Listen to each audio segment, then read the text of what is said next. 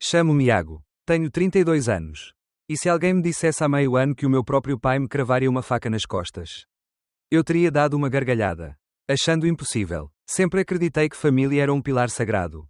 Como a pedra firme de uma casa. Capaz de aguentar qualquer tempestade. Mas hoje percebo que essa base já estava rachada há muito tempo. Mesmo antes de eu ter consciência disso. Cresci numa família portuguesa comum.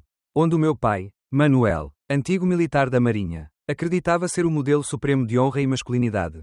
Falava sempre em disciplina, coragem, respeito. Depois de deixar a farda, conseguiu um cargo de chefia numa seguradora conhecida, usando os contactos de oficiais reformados. E em casa, era o chefe de tudo, e de todos. O seu discurso repetia-se à exaustão: homem que se preze sustenta a família. Lidera, e manda. Palavras fortes, que pareciam nobres mas, na prática, muitas vezes feria mais do que a correia de cabedal com que me bateu certa vez. Quando falhei o primeiro dia de estágio, a minha mãe, Ana, era o oposto, calma, paciente, uma verdadeira rocha suave, enfermeira dedicada no turno da noite. Cuidava de doentes estranhos durante horas e ainda arranjava força para me deixar o pequeno almoço pronto. Para eu ter uns minutos de descanso antes da escola. Sempre repetia, quase a sussurrar, que o meu pai só queria o melhor para mim. Que a sua dureza vinha do medo de me ver falhar. Mas mesmo ela, por vezes, parecia não acreditar no que dizia. E ficava com o olhar perdido. Como se rezasse para que um dia tudo mudasse. Desde pequeno senti o peso das comparações. Nunca fui o melhor aluno. Mas também não era um caso perdido, apenas mediano. Preferia a oficina de marcenaria e os trabalhos práticos. O cheiro da madeira, o barulho do martelo, davam-me a certeza de estar a criar algo real. Quando escolhi a escola profissional de construção civil em vez da universidade. O meu pai disse em público, diante de tios e primos, o meu filho quer ser servente. Vejam bem, disse erguendo o copo de vinho.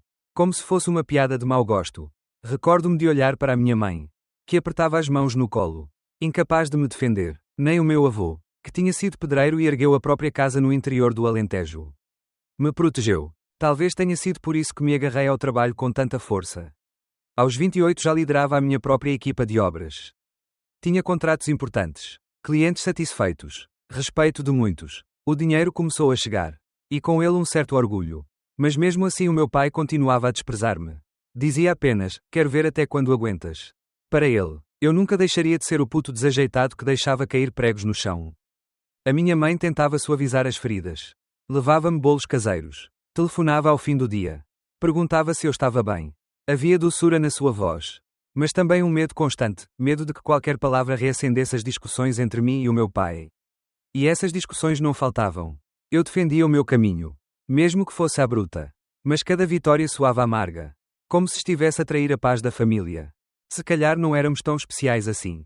Há muitos homens em Portugal criados por pais duros. Que confundem respeito com autoritarismo.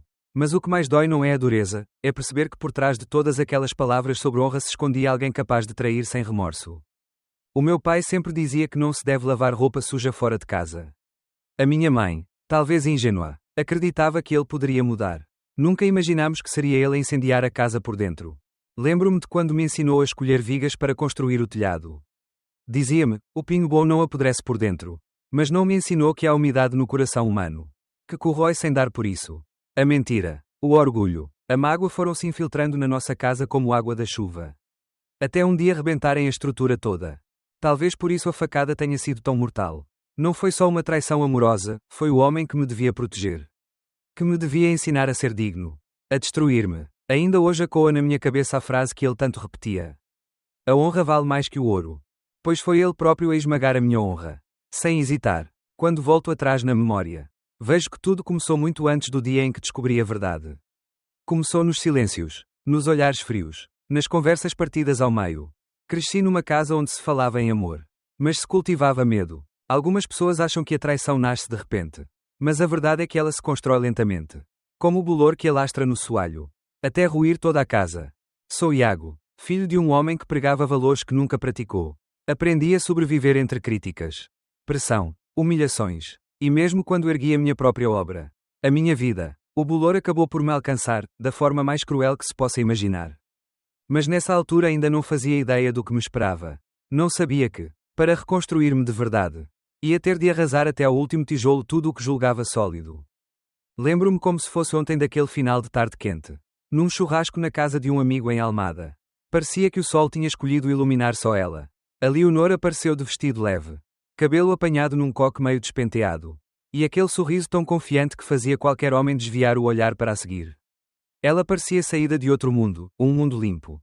Perfeito. Onde não se sua. Onde não se parte as unhas a carregar sacos de cimento. Fiquei a observá-la sem coragem de chegar perto. Porque pensei, uma mulher assim nunca iria dançar comigo na escola. Quanto mais agora, com os seus amigos de empresa todos à volta. Leonor tinha aquele ar de quem frequenta retiros de yoga.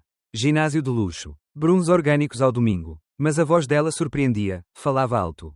Sem medo. Sobre a importância de as mulheres mandarem na própria vida. Sobre não dependerem de ninguém. Sobre sucesso. Quando se virou para mim e perguntou o que eu fazia. Quase gaguejei. Falei a verdade, que liderava uma equipa de obras. E que estava a crescer com projetos de remodelação. Na minha cabeça, já me via a levar um sorriso de desdém dela. E depois ela a virar-se para algum engenheiro de TI a falar de apps e bitcoins. Mas não. Leonor soltou uma gargalhada deliciosa e disse. Finalmente um homem que sabe usar as mãos. Já estou farta de rapazes de escritório que nem sabem pregar um prego. Aquelas palavras derreteram-me. Foi como se alguém validasse todo o meu esforço. A minha luta, sem me diminuir. E quanto mais conversávamos, mais eu me deixava enfeitiçar por aquele mundo dela, marketing digital. Eventos em Lisboa, viagens ao estrangeiro, havia nela brilho e força. E eu senti-me orgulhoso por ser o escolhido dela. Passaram-se meses e ficámos inseparáveis. Leonor começou a dormir muitas vezes na minha casa, uma casa pequena. Alugada num prédio antigo de Chelas, com cheiro a tinta fresca porque eu próprio tinha acabado de pintar as paredes. Mostrei-lhe como se alinhavam azulejos. Como se nivelava uma bancada de cozinha. E ela ria-se, sujando o nariz de massa de juntas. Dizendo que era, mesmo à portuguesa.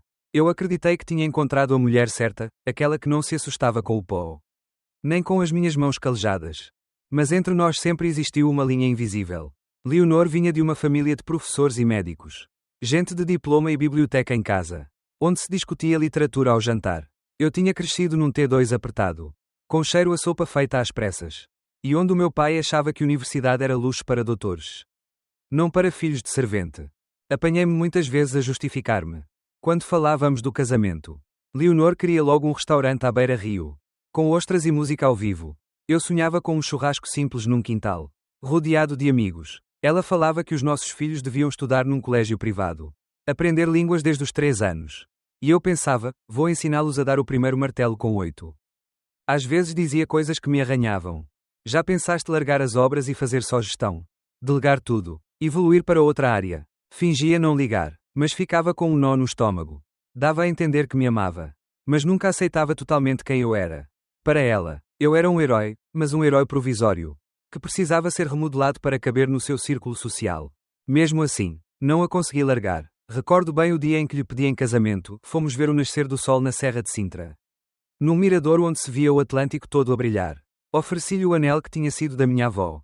Guardado pela minha mãe como relíquia de família. Leonor chorou e disse que eu era o homem mais incrível do mundo. E eu acreditei. Deus. Como acreditei naquele momento. Depois começaram os preparativos. Leonor não deixou escapar nada, convites em papel reciclado.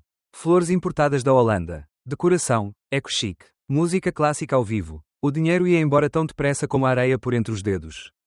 Sempre que eu tentava propor algo mais modesto. Ela abria aqueles olhos lindos e dizia. É o nosso grande dia. Não queres que seja perfeito? Eu cedia. Queria vê-la feliz. Orgulhosa de mim. Porque ainda ecoava na minha cabeça a voz do meu pai, um homem tem de mostrar que consegue tudo. Trabalhei feito louco. Aceitei obras fora de Lisboa. Fiz horas extra, só para garantir cada detalhe do sonho dela. À noite, deitado ao lado dela, acreditava que era isso o amor, abdicar, ceder, ir até ao fim, mesmo quando doía. Mas à medida que os meses passavam, alguma coisa começou a esfriar. Leonor passava mais tempo em eventos com as amigas. Ia à spa, planeava tudo sozinha. Tu nem gostas destas conversas de decoração. Dizia ela, meio sem paciência. Eu olhava para ela e sentia que éramos 2 planetas a rodar juntos. Mas prestes a chocar, não queria vereador, não queria admitir que talvez fosse apenas figurante num guião dela. E não coautor do nosso projeto de vida. Talvez a minha maior falha tenha sido deixá-la comandar tanto. Sem questionar. Mas quem ama, aceita até a mentira. Se isso der a mínima esperança. Hoje percebo que amor de verdade não engole a nossa identidade. Mas naquela altura, estava cego, cego pela beleza dela. Pelas palavras. Pelo status. Mesmo quando Leonor, de sorriso fácil, Ia empurrando os meus sonhos para o canto. Eu achava que era um sacrifício normal do casamento. No fundo, estava a perder-me. Devagar, mas a perder-me. Às vezes sonho com as conversas sobre filhos. Ela queria chamar o primeiro de Afonso. Nome de família cheio de tradição. Enquanto eu pensava em nomes mais simples, como João ou Miguel, que soassem a gente de verdade. E nessas pequenas escolhas já morava uma fissura. Mas recusei ver. Estava a construir-lhe uma casa. O melhor que podia, com materiais de primeira, a pensar que seria o nosso refúgio. Mas ela, afinal, construía outros planos, onde eu já não tinha lugar. Estas memórias ainda me vão assombrar muito tempo. Porque quando confias de corpo e alma, a traição transforma-se num veneno mortal. E enquanto eu seguia preso àquela ilusão, convencido de que o amor poderia consertar tudo, nem suspeitava que o pior dia da minha vida estava à porta. Um dia que deitaria por terra todas as minhas esperanças. Tudo aconteceu numa terça-feira banal. Sem presságios de tragédia. Eu estava numa obra em Cascais. Num daqueles condomínios de luxo onde os clientes querem ver o patrão a controlar cada detalhe. Como se fosse sinal de prestígio. Passava a manhã inteira a acalmar a dona da casa. Furiosa porque os azulejos italianos não tinham chegado a tempo. Sempre que o telemóvel vibrava no bolso. Forçava-me a ignorar, trabalho é trabalho. Mas assim que pude respirar no exterior, puxei o telefone e levei um murro invisível no peito, 6 chamadas não atendidas da minha mãe. Ela nunca me ligava a meio do dia. Sabia bem que estava ocupado. Liguei-lhe de imediato, e o coração começou a bater tão forte que mal conseguia ouvir a própria voz. Do outro lado, vinha uma respiração cortada, embargada de tanto choro. Filho, tens de vir cá a casa. Agora. O que se passa? Está tudo bem. Não, nada está bem. Já não vivemos no mesmo mundo. Percebes? As palavras dela tremiam, despedaçadas, e deixaram-me gelado. Entrei no carro sem perceber como liguei a ignição. Sem sentir a força com que carregava no acelerador. Passei sem ver os semáforos. Só repetia para mim mesmo, o que poderia deitar abaixo a minha mãe assim? Aquela mulher aguentara discussões, gritos, noites sozinha, sempre com uma força impressionante. Cheguei à casa da família num tempo recorde. E lá, estacionado mesmo à porta, o carro branco da Leonor. Senti um arrepio. O que raio ela estava ali a fazer? Devia estar longe, num retiro com as amigas a preparar detalhes do casamento. A ver decorações e flores. Quando entrei, vi a minha mãe sentada na cozinha. Ainda de uniforme de enfermagem. O olhar cansado como se tivesse envelhecido 10 anos numa manhã. Mal levantou os olhos para mim. Percebi, vinha aí a pior notícia da minha vida. A mãe tentou falar, mas a voz partia-se. Miguel, eu vim mais cedo do turno. Estava com dores de cabeça. Fui deitar-me um bocado, mas ouvi barulhos lá em cima. Barulhos. Eu não percebia. Que barulhos? Mãe, ela mordeu o lábio, as lágrimas a caírem outra vez. Pensei que fosse o teu pai a ver porcarias na net, mas, não. Eram mesmo eles. O ar sumiu-me dos pulmões. Como se me tivessem apertado a garganta. Eles. A mãe assentiu, incapaz de erguer a cabeça. O teu pai, e a Leonor. Quase caí. Por um instante. Pensei que fosse engano, delírio, qualquer confusão. Mas nos olhos dela, vi a verdade, crua, brutal. Levantei-me num impulso. Fui direito às escadas, sem sentir os degraus debaixo dos pés. A mãe agarrou-me no braço. Aflita. Não faças asneiras. Miguel, eu não aguento mais. Assenti só de forma mecânica. Mas por dentro uma raiva tão ácida subia-me ao peito que pensei que ia arrebentar. Eu preciso de ver com os meus olhos. Abri a porta do quarto deles. Devagar. E foi como entrar num pesadelo. Leonor estava sentada na beira da cama. O cabelo desgrenhado. A cara vermelha. O meu pai, a apertar à pressa os botões da camisa. Sem coragem de me encarar. O ar tinha um cheiro sujo. Pesado. Como se fosse impossível respirar ali. Congelaram os dois. Parados. Como ratos apanhados na luz de um farol. Eu senti um riso amargo a subir-me à garganta. Força. Não parem por minha causa. A minha voz saiu tão calma que me assustei a mim próprio. O pai avançou um passo. A tentar recuperar a autoridade. Filho. Tu não entendes. Não me chames filho. Interrompi-o. Perdeste esse direito. Leonor levantou-se num salto. Os olhos cheios de lágrimas. As mãos a tremer. Miguel. É um erro. Foi o stress do casamento. Não significa nada. Nada. Apontei para os brincos nas orelhas dela, o presente que lhe tinha dado no último Natal. Dormiste com ele usando estes brincos. Foste. Ela encolheu-se, a mão instintivamente a tocar nos brincos. O horror estampado na cara dela dizia tudo. Há quanto tempo? Perguntei.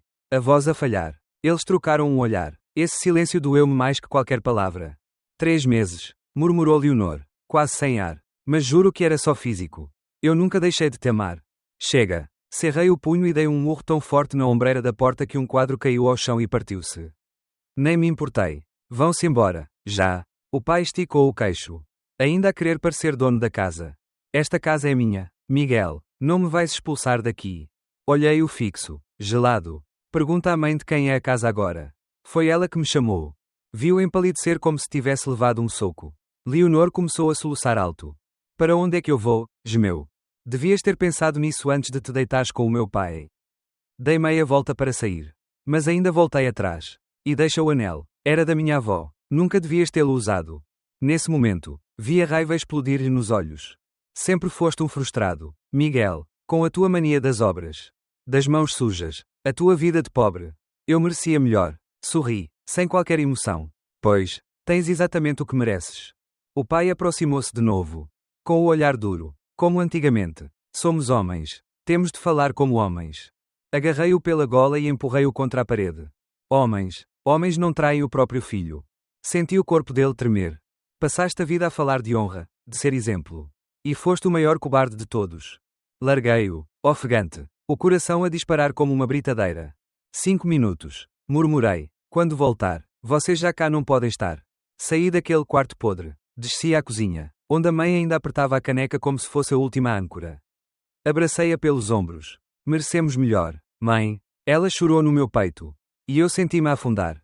Tudo o que tinha acreditado, planeado, parecia ruir ali mesmo, como cimento rachado. Mas no meio daqueles destroços, percebi uma coisa clara como água: eu não ia desistir. Ia reconstruir-me, pedra por pedra, e nunca mais ninguém me ia cravar pregos de mentira no coração.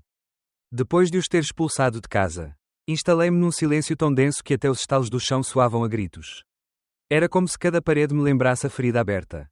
Senti logo, ou aquela dor me destruía, ou eu teria de a transformar em alguma coisa maior. A Leonor tentou regressar. Telefonava, mandava mensagens. Aparecia à porta do prédio com ares de santa arrependida. Primeiro suplicava perdão. Depois reclamava metade do dinheiro que tínhamos poupado para a casa. A seguir ameaçava contar aos meus colegas que eu era um bruto e um frio.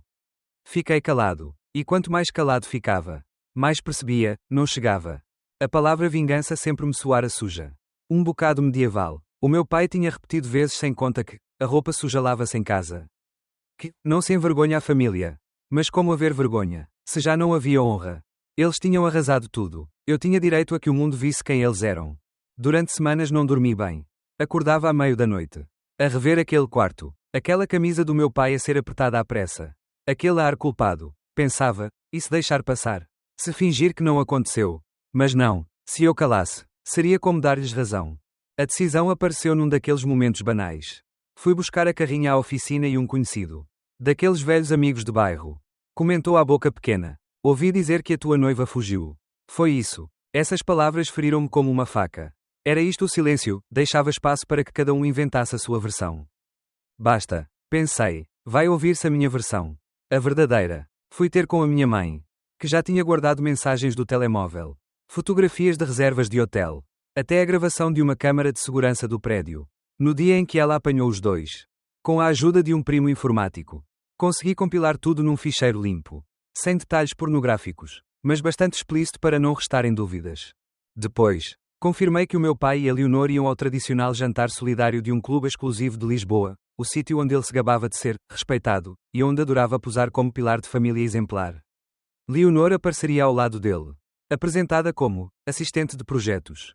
Que ironia! 2 traidores a encenar a normalidade. Decidi, seria ali, à frente de toda a gente. A minha mãe tremeu quando ouviu o plano. Miguel, vais mesmo fazer isto em público? Mãe, eles só percebem assim. Não valem meias palavras. Ela acabou por acenar que sim. Até ajudou a preparar as cópias do material. Combinei com amigos de confiança para estarem lá e, se fosse preciso, travarem-me caso perdesse o controlo. Sabia que a raiva ainda me podia trair. Chegou a noite. Eu e a minha mãe entramos na sala de eventos. Ela levava um vestido azul clarinho que nunca teria ousado usar enquanto vivia à sombra do meu pai. Vi nela uma postura direita. Firme. Livre. O meu pai notou-nos logo. Os lábios mexeram-se num esgar nervoso. O olhar a fugir. A Leonor perdeu a cor na cara e quase deixou cair o copo de espumante. Caminhei direito a eles. Sem vacilar. Boa noite. Apoiar causas sociais é louvável. Disse eu, num tom tão calmo que até a minha mãe se arrepiou. O meu pai quis sorrir. a fingir que éramos todos adultos civilizados. Mas eu nem lhe dei espaço. O apresentador começou a falar ao microfone. E eu levantei a mão, interrompendo. Desculpem, antes de continuarmos, queria partilhar uma pequena verdade. Toda a sala silenciou. A música parou. E no ecrã gigante surgiram as imagens, Leonor a trocar mensagens com o meu pai. A marcar encontros. A suspirar que não aguentava a distância. Datas, horas, recibos de hotel, tudo cravado em provas. Um murmúrio percorreu o salão. Algumas pessoas taparam a boca de choque. O meu pai ficou lívido. A Leonor escondeu a cara nas mãos. Aqui está o valor da vossa honra. Continuei eu, com voz firme. É assim que se trai um filho. É assim que se destrói uma família. A minha mãe apertou-me o braço. Um gesto que dizia estou contigo. Senti que naquele instante éramos aliados. Finalmente lado a lado. Quando a última fotografia desapareceu do ecrã. Ainda houve um silêncio pesado. Depois, ouvi palmas, não de celebração da desgraça, mas de solidariedade para comigo. Quase chorei com aquele som.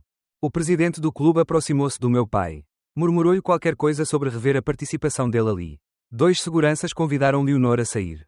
Enquanto ela protestava que tudo era montagem. Mentira. Eu fiquei a observá-los. Friamente. Sem dó. Sabia que jamais voltariam a comandar a minha história. À saída, a minha mãe, ainda pálida, perguntou baixinho. Miguel, não achas que exageraste? Olhei-a com toda a clareza do mundo. Não, mãe, só recuperamos o direito de dizer a verdade. Nessa noite dormi como já não dormia há meses. Havia ainda mágoa. Claro, essa não desaparece de um dia para o outro. Mas parecia uma dor limpa. Como uma ferida que finalmente começa a sarar. No fundo, sabia que ia ser preciso reconstruir muita coisa. Arrumar a casa, repensar a empresa, reunir os amigos, perceber quem realmente estava do meu lado. Mas estava pronto. Depois daquela noite em que expus toda a verdade. Caiu um silêncio estranho. Nem telefonemas, nem visitas, nem vozes a discutir. Era como se o mundo tivesse parado junto com o meu grito de justiça. E foi nesse vazio que, pela primeira vez em muito tempo, comecei a ouvir-me a mim próprio. Eu e a minha mãe abandonámos a casa antiga, que deixara de ser lar. Cada parede parecia impregnada de traição. Cada canto lembrava-me como é fácil alguém destruir-te a vida. Ajudei a levar as malas para o meu pequeno apartamento de solteiro. E cedi-lhe o meu quarto, dormindo no sofá-cama durante semanas. Às vezes ouvia-a chorar durante a noite, convencida de que eu não percebia. Mas eu percebia, e não dizia nada, porque também ela precisava de atravessar aquele luto à sua maneira. A minha mãe pediu o divórcio sem hesitar. Falou no tribunal com uma firmeza de quem já não se vergava. Como se fosse uma médica que toma decisões difíceis, mas inadiáveis. Já não implorava por compreensão nem tentava proteger ninguém. Nos olhos dela surgiu uma liberdade estranha. Crua e bela. Eu atirei-me ao trabalho com toda a força. Pegava em tudo. Obras pequenas. Grandes. Complicadas. Nem que fosse para não parar. Não pensar. O dinheiro era importante. Mas ainda mais importante era manter o corpo e a cabeça ocupados. O movimento salvava-me do abismo da mágoa. Pouco a pouco, fui recuperando fragmentos de mim mesmo. Ao fim de uns meses encontrei um terreno. Não muito longe de um lago calmo. Rodeado de pinheiros altos. O ar ali cheirava a resina e a água fresca. Fazia-me lembrar a infância nas férias com os avós. Quando eu e o meu pai íamos pescar. Julguei que nunca mais conseguiria recordar esses dias sem sentir ódio. Mas o tempo vai fazendo o seu trabalho. Primeiro vem a raiva, depois a aceitação, e só então nasce alguma paz. A minha mãe também começou a reerguer-se. Inscreveu-se em aulas de cerâmica. E um dia mostrou-me orgulhosa as suas primeiras tigelas feitas à mão. Vi-lhe os olhos brilharem com entusiasmo, cobertos de pó de barro. E pensei, ela também está a voltar a ser quem sempre foi. Mais tarde, acabou por aceitar o meu convite para cuidar da contabilidade na minha empresa de construção. Riu-se e disse-me: nunca pensei trabalhar num sítio onde ninguém me rebaixa. Notei que até a maneira dela andar se transformou. Já não andava com medo de ser chamada à parte. Já não baixava o olhar. Um dia chegou a casa e contou-me, com um sorriso envergonhado, que estava a conhecer um senhor viúvo, dono de um viveiro de plantas.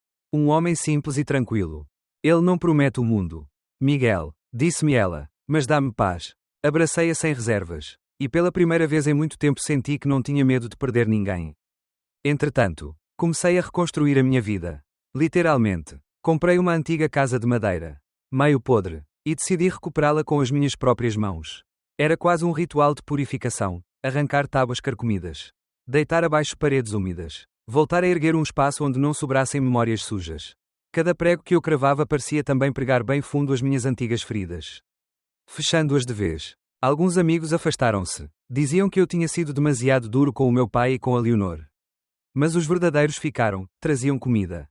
Ajudavam a pintar. Apareciam só para me ouvir. O meu melhor amigo de infância, o Rui, esteve sempre lá. Um dia disse-me: sempre foste forte, Miguel, mas agora és verdadeiro. Essas palavras ficaram-me gravadas. Pela primeira vez senti-me inteiro. Sem fingimentos. Sem medo de desiludir ninguém.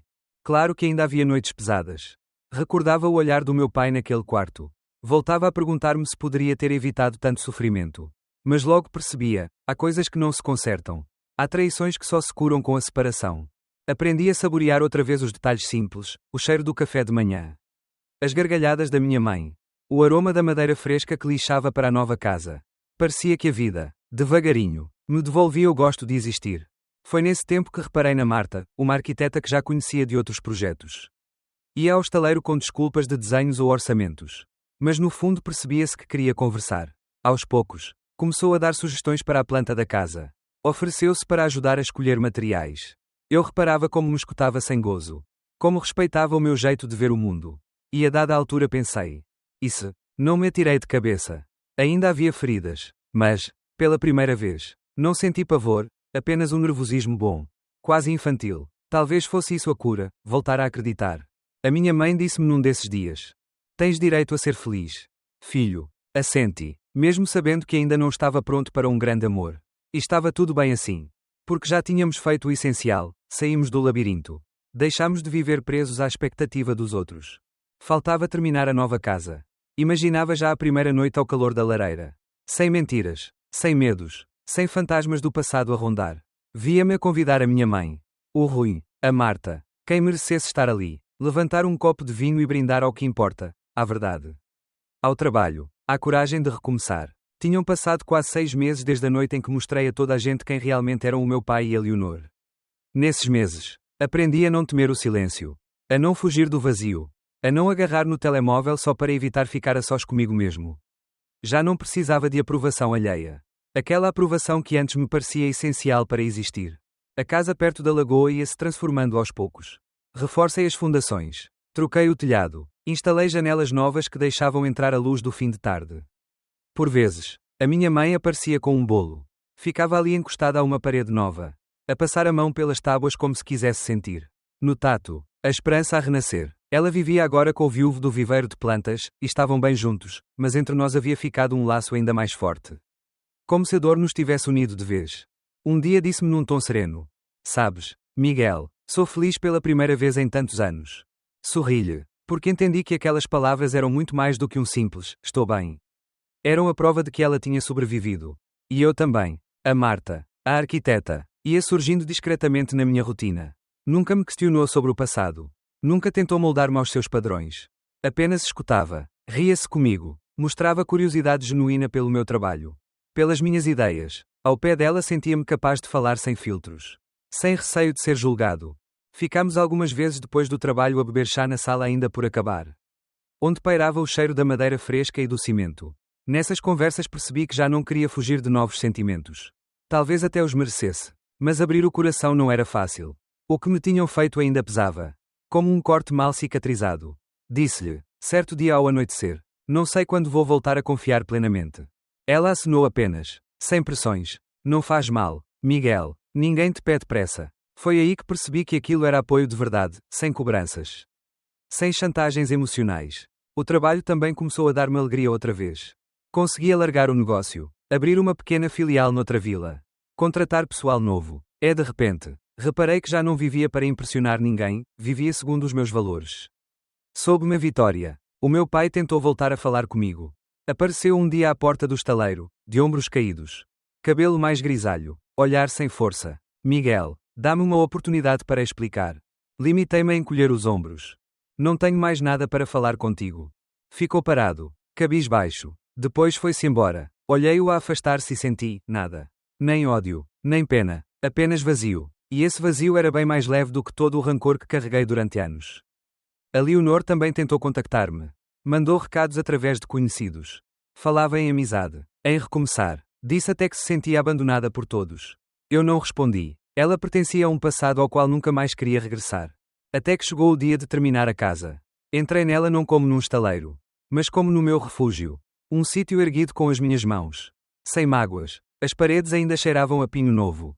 E as janelas abriam-se para a água, onde o pôr do sol pintava tons de fogo. Convidei a minha mãe, o companheiro dela, o Rui, alguns colegas de confiança, pessoas que tinham ficado ao meu lado quando tudo se desmoronou.